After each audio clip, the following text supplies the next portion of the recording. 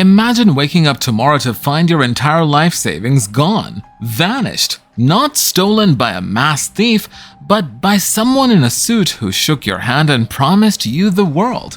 This isn't fiction. This happened to millions of people, and today I'm going to tell you exactly how. What if I told you that right now, somewhere in the world, someone is running a scam so massive it could collapse entire economies? History doesn't just repeat itself, it practically screams warnings at us. Yet we keep falling for the same tricks, wrapped in shiny new packages. From fake blood tests that endangered lives to crypto empires that evaporated overnight. Buckle up, because these aren't just stories about money, they're stories about betrayal on an unimaginable scale. Let's start with Silicon Valley's golden girl, Elizabeth Holmes. Black turtleneck, deep voice, the next Steve Jobs, or so everyone thought.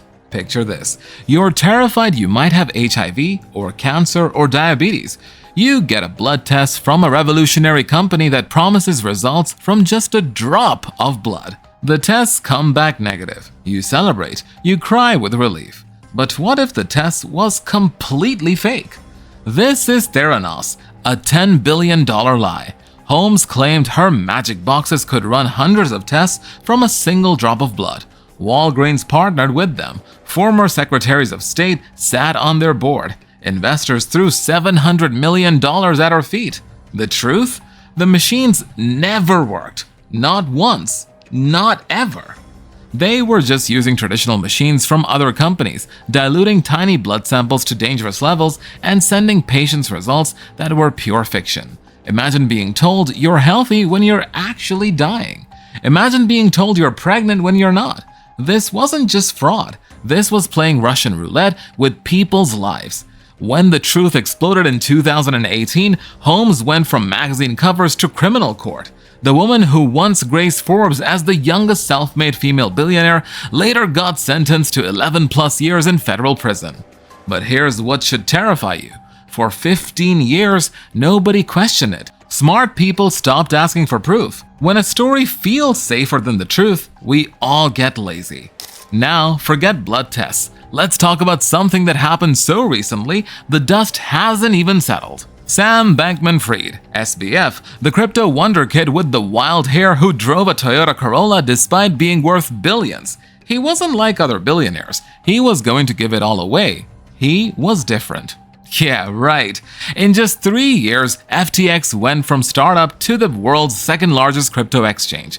$32 billion valuation. Tom Brady and Steph Curry were investors. Larry David did their Super Bowl commercial. Then, in November 2022, it took just 72 hours for everything to implode. $8 billion. That's how much customer money just disappeared.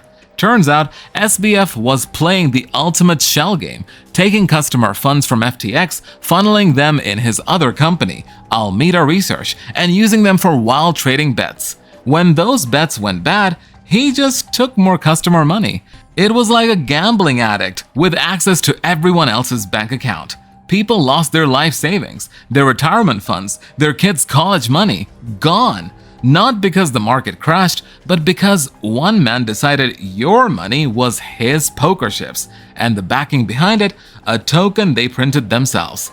The speed of the collapse was breathtaking. Monday, he's a billionaire philanthropist. Friday, he's under arrest in the Bahamas. The crypto king became crypto's biggest criminal. But let's rewind to 2002, before crypto, before smartphones, when the biggest fraud in history was unfolding at a telecom giant called WorldCom. Bernie Ebbers, a former milkman and basketball coach who built one of America's largest companies. But here's the thing about building empires on lies. Gravity always wins. $11 billion. That's how much WorldCom inflated their assets. How? Simple accounting tricks that would make your high school math teacher cry.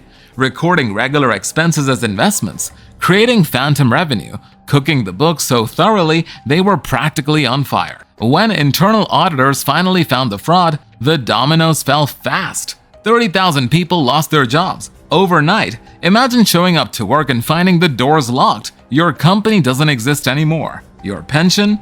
Gone. Your stock options, worthless paper. Investors lost $180 billion. That's more than the GDP of entire countries, evaporated because executives wanted to keep their bonuses flowing. Ebers got 25 years in prison, but for the employees who lost everything, no amount of jail time could bring back their futures. Which brings us to the Mount Everest of financial fraud, the name that became synonymous with betrayal itself, Bernie Madoff.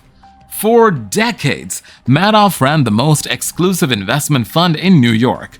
You couldn't just invest with Bernie, you needed connections, you needed to be somebody. Hollywood stars, hedge funds, charities, they all begged to give him their money. Why?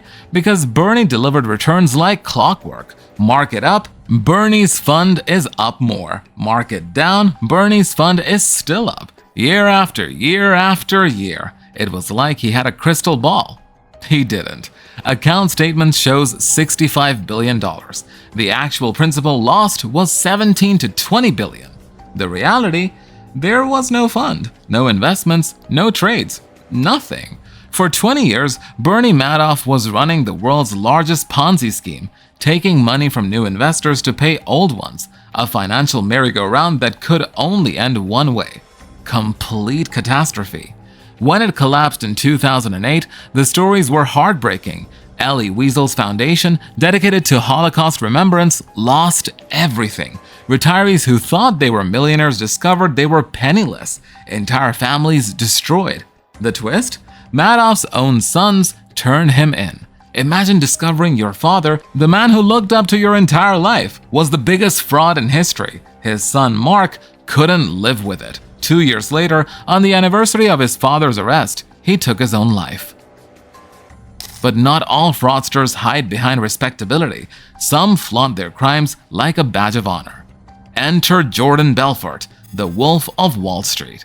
Yachts, Ferraris, mansions, mountains of cocaine. Belfort didn't just steal money, he turned it into a lifestyle so excessive, Hollywood made a movie about it. His scam was beautifully simple.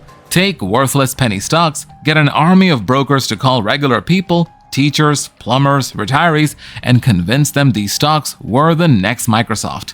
Drive the price up, then dump everything and watch it crash. $200 million stolen from everyday Americans. People mortgaged their houses based on Belfort's lies. They emptied their savings accounts. They believed they were finally getting their shot at the American dream. Belfort served just 22 months in prison and was ordered to pay over $100 million in restitution. Today, he's a motivational speaker. Let that sink in. The man who destroyed thousands of lives now gets paid to give advice? Here's what ties every single one of these stories together. They all seem too good to be true. Because they were. But here's the scarier truth. Right now, as you're watching this, the next big fraud is already happening. Someone, somewhere is building their next house of cards, and people are lining up to hand over their money. These aren't just numbers on a screen. Every $1 billion lost represents families destroyed, retirements ruined, dreams shattered. The technology changes, the promises evolve, but the playbook, it's always the same. So, the next time someone promises you guaranteed returns, revolutionary technology, or an investment opportunity that seems too good to be true, remember these stories. Remember WorldCom's 30,000 jobless employees. Remember Theranos' fake blood tests. Remember FTX's vanished billions. Because in the world of money, the most expensive words you'll ever hear are, "This time is different." It never is.